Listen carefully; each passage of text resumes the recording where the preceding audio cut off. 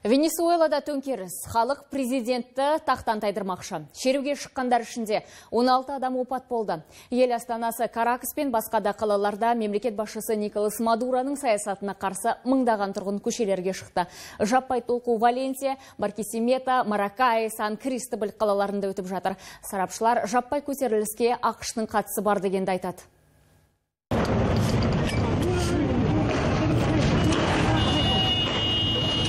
Полиция ашынған адамдарды көз жасаурататын газбен таратуға талпынып жатыр. Бірақ адам қарасы қалың. Каракаста мыңдаған ереуілші қаладағы басты жолдарды жауып тастады. Николас Мадуроға қарсы 23 штаттың 4-еуі бас көтеріп жатыр. Жергілікті бақ 16 адам опат болып, қаншасы қамалғанын жарысы жазуда, бірақ ашуға булыққандар қайтар емес.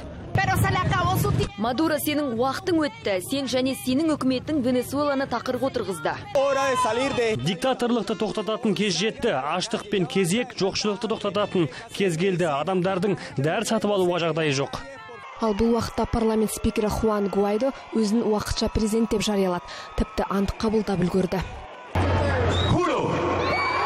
Венесуэланың уақытша президенті ретінде ұлттық атқарушы органның құзыретін өз мойныма алуға ант етемін. Заңсыздық пен сатқын билікке тосқауыл қойып, еркін сайлау өткіземіз. Құдай мен халық жарылқасын.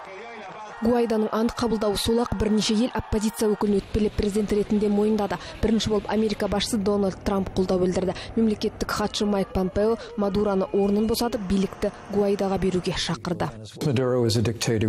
Николас Мадуро билікке отыруға заңды құқығы жоқ диктатор. Ол ешқашан сайлауда әділ жеңіске жеткен емес. Ол өзіне қарсы шыққандарды түрмеге тоғытып, билікті күшпен уысында ұстады. Құрама Штаттар барлық еркіндік сүйгіш елдермен бірге ұлттық ассамблеяны елдегі демократияның соңғы үлгісі ретінде мойындайды. Ол халық сайлаған жалғыз орган.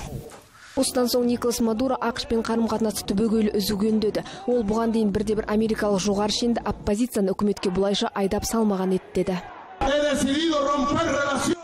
ақш-тың дипломатиялық және консулдық қызметіне елден кетуге 72 сағат беремін. Осы тарихи күні мен дипломатиялық нотаға қол қоямын.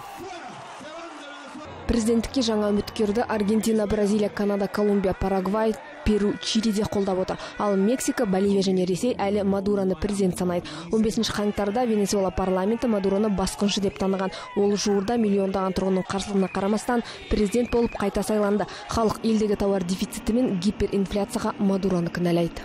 Мөлдір Бақытқызы, Анар Сүмбаева, Астана телеарнасы.